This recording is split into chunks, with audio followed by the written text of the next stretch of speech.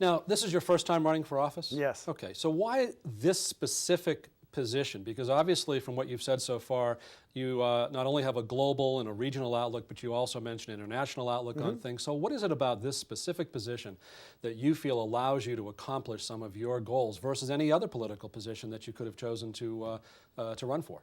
Well, when I was looking around, what struck me most is that the place that needed the most improvement is Beacon Hill. The system up there really is broken. And what I thought, and what I'm hearing from people all over the district to reinforce that, is that there's a real need for new leadership up on Beacon Hill. So the reason I decided to run for Senate is because I felt I could make a difference. I felt I could offer the type of leadership we need to get beyond business as usual and provide that energetic voice for change that we need for the future. So do you consider yourself an underdog in this race at all?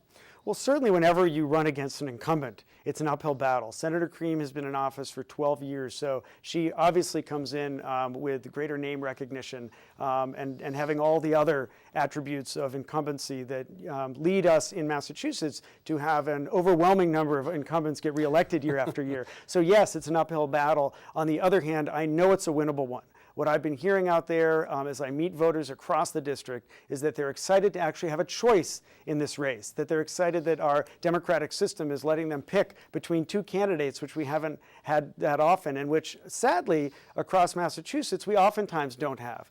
People don't always run for these offices, so the voters don't always have a choice. So yes, while it's an uphill battle, I feel good about it and I know it's a winnable one. Well, one of the things I noticed is that in the Democrat Party, of which I am part, that in some cases it's almost considered rude, in a sense, to go for an office that someone else is currently holding.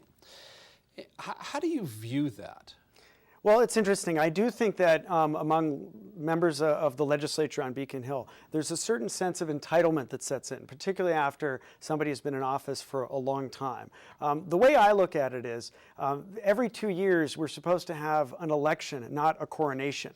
That if we have people running for these offices, it strengthens us as a party, a Democratic Party that you and I are both part of. It also strengthens our democracy. You know, if we want the best candidates running for office, if we want the best people representing us in the legislature, then having a competitive process where the voters get to actually choose is the best way to achieve that goal.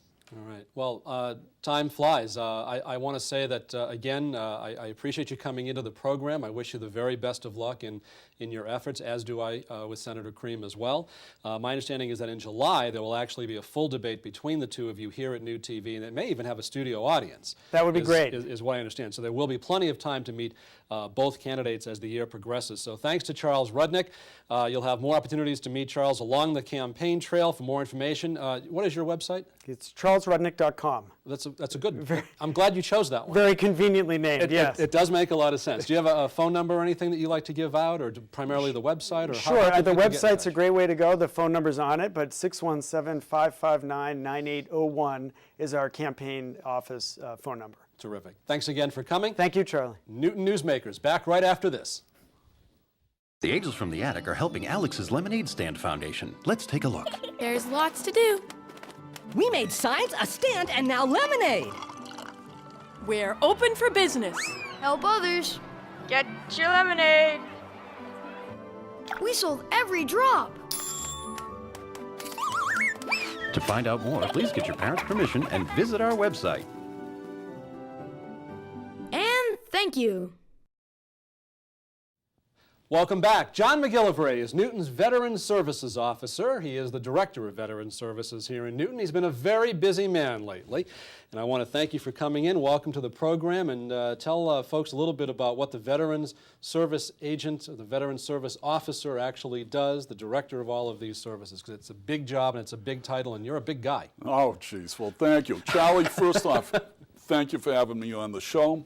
And then secondly, thank you for helping me over Memorial Day. You and your son were very gracious and helpful, came out, helped me place many of the 3,000 flags on the graves of veterans so that they were all decorated for Memorial Day. So I want to thank you for that. Well, you're very welcome, and frankly, it was our honor. So anytime you need help with anything, please call, and hopefully folks at home that are watching will also help. And I guess that's one of the parts of your job, is to inspire people to really honor our veterans in various ways. So tell me what your job entails. All right. Well, I'll tell you what. The job actually dates back to, I'd say, 1865, when the Civil War ended.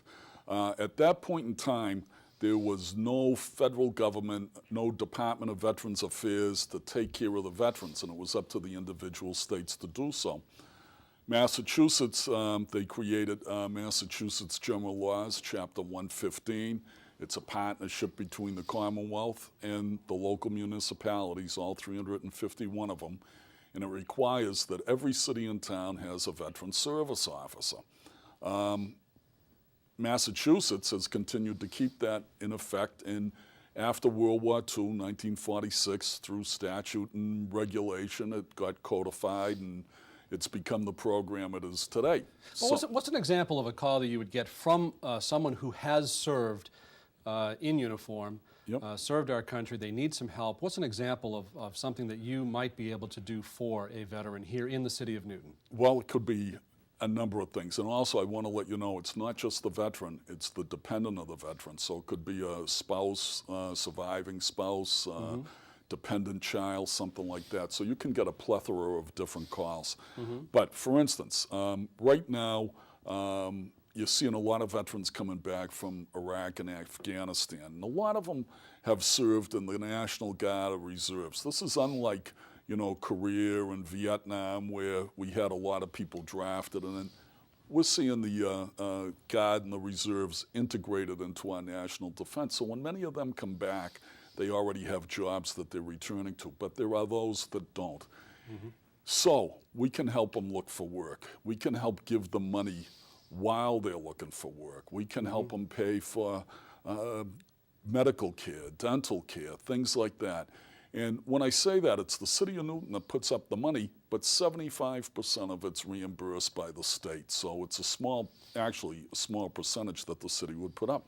So specific example, veteran comes in, hey, he needs some help. I have a guy right now, his leg's being amputated. So we're helping him while he's rehabbing. When he rehabs and can return back to work, he'll go off our rolls. But in the short run, we're helping him.